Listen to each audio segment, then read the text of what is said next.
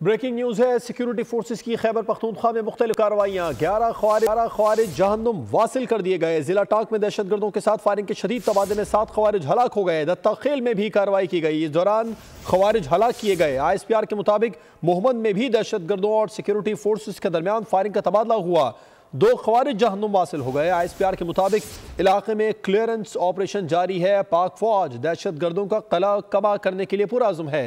नुमाइंदा खुसूसी सलमान अवान हर साथ मौजूद है, उनसे बात करेंगे। सलमान, मजीद क्या बताया ISPR ने?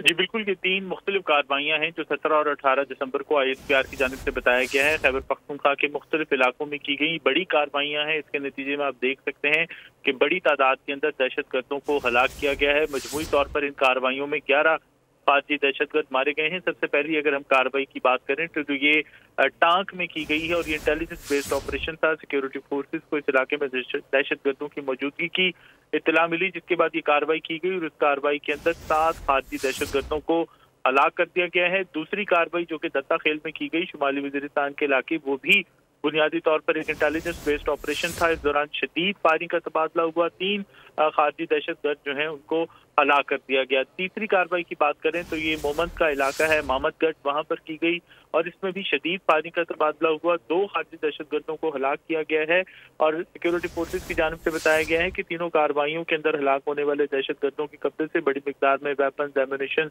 वगैरह बरामद हुए हैं और ये तमाम के तमाम दहशतगर्द न सिर्फ सिक्योरिटी फोर्सेस पर हमलों में मुलविस थे बल्कि आम शहरियों के खिलाफ भी मुतअद्दिद जराइम में इनका हाथ था, जिसमें टारगेट किलिंग देखा गया आमतौर पर। उसके साथ साथ भत्ताखोरी और अगवा बराए तावान की वारदातें भी शामिल होती हैं।